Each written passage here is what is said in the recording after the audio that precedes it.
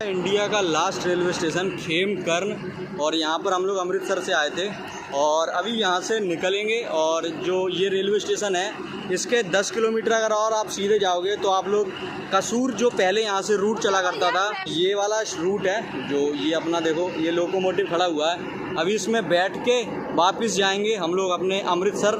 वैसे ये इधर का लास्ट रेलवे स्टेशन है पूरा का पूरा।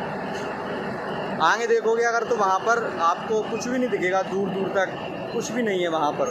पटरियाँ आगे से गायब कर देंगे और अगर और सीधा चले जाओगे तो खेत है, खेत के बाद पाकिस्तान का बॉर्डर है। और ये है भाई खेमकरन।